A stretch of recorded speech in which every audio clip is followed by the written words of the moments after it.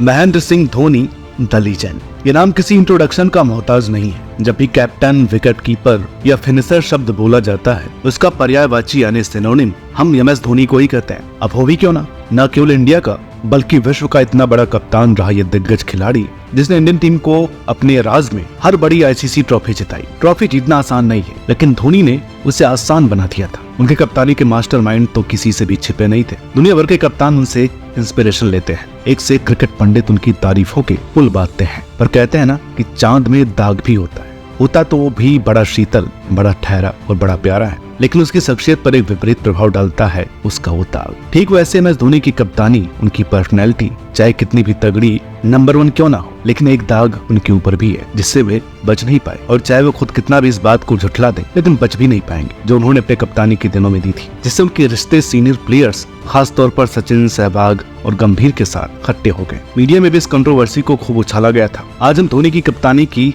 उसी dark side के बारे में बात करेंगे जिसने Dhoni the player, Dhoni the person और धोनी द कैप्टन पर कई सवाल खड़े किए थे, और ये दाग ऐसा लगा कि आज तक धुल नहीं पाया। तो साल था 2011। इंडिया ने 28 साल बाद वर्ल्ड कप जीता। कहने को अभी तो पार्टी स्टार्ट हुई थी, मगर इसके कुछ ही समय बाद शुरू होने वाली थी टेंशन, कंट्रोवर्सी और धोनी की बिना सिर पैर की स्टेटमेंट। हाँ, ये सच है कि वर्ल्ड कप के बाद हम इंग्लैंड और ऑस्ट्रेलिया में क्लीन स्वीप कराकर शर्मनाक तरीके से टेस्ट सीरीज हार कर आए थे। अब दिक्कत थी ये कि उस टीम में भरे थे एक से एक बढ़कर एक धुरंधर, जिन्हें साफ मुंह पर कहकर टीम से निकालना मुश्किल था। इसलिए सिलेक्टर कृष्णमाचारी श्रीकांत और कप्तान धोनी ने डायरेक्ट तरीके से इनकी छुट्टी करनी शुरू कर दी। अश्विन को खिलाने के लिए हरभजन को और पीयूष चावला, ईश्वर पठान को तो बिना किसी नोटिस के ही टीम से बेदखल कर दिया गया। ये भी कैंसर के चलते उस वक्त अवेलेबल नहीं थे। द्रविड़ इंग्लैंड सीरीज और लक्ष्मण ऑस्ट्रेलिया सीरीज के टाइम पर ही रिटायर हो गए थे, तो काम आसान हो गया था। लेकिन अब एक बहुत बड़ी समस्या खड़ी हुई थी, क्योंकि आधे से ज्यादा प्लेयर्स को रास्ते से साफ करने के बावजूद ले देकर अब बचे थे सचिन, सहवाग और गंभीर। अब क्योंकि ये कोई मामूली प्लेयर्स तो थे नहीं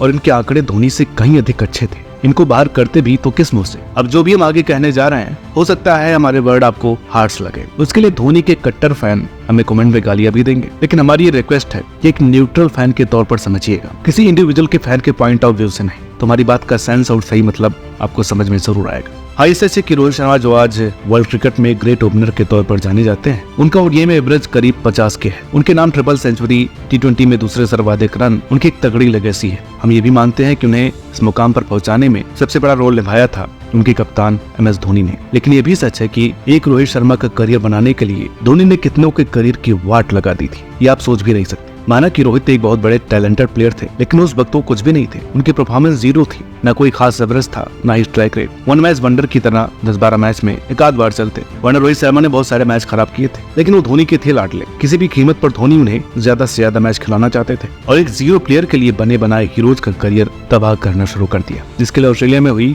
2012 की कॉमनवेल्थ बैंक सीरीज के एक पोस्ट मैच इंटरव्यू में उन्होंने ये कह दिया कि हमारी टॉप 3 स्लो है, मैं उन तीनों को साथ नहीं खिला सकता, क्योंकि रोहित को ज्यादा से ज्यादा मैच खिलाने हैं। तब किसी मैच में सचिन, किसी में सहवाग तो किसी में गंभीर को बदल बदल कर खिलाया जाने लगा। अब माना सचिन तब 38, सहवाग 34 के हो चुके थे, लेकिन गंभीर सिर्फ 29 के थे, अपने करियर की पीक पर थे, जो कि एक के बाद एक मैचेस जिता रहे थे। उस सीरीज में उनकी 92 और 91 की मैच विनिंग पारी ने उनका फॉर्म दर्शा दिया था। सहवाग अभी भी तूफानी शुरुआत दे रहे थे और सचिन तो थे ही रन मशीन, पर क्योंकि धोनी को यह रास नहीं आया तो उन्होंने फिर से रेस्ट के नाम पर इन्हें ड्रॉप करना शुरू कर दिया, जिससे इनकी परफॉर्मेंस में भी थोड़ा बैड फेस दिखा। लेकिन हाइपोक्रेसी तो देखिए, जब इंडिया एक के बाद एक मैच हारता गया तो जनाब ने तीनों को उठाकर ही प्लेइंग 11 में डाल दिया। लेकिन उस टीम के कप्तान गौतम गंभीर अब भी रडार में थे, जिन्हें उस सीरीज में इंडिया का टॉप स्कोरर होने के बावजूद आते ही वाइस कैप्टन से हटा दिया गया। परफॉर्मेंस तो पूरी टीम का खराब था, लेकिन इसके बाद गंभीर की टीम से परमानेंट छुट्टी हो गई। सहवाग का भी बोरिया बिस्तर बंद, सचिन तो खुद ही रिटायर हो गए, लेकिन कप्तान को नहीं बख्शा गया। धोनी की रोटेशन पॉलिसी पर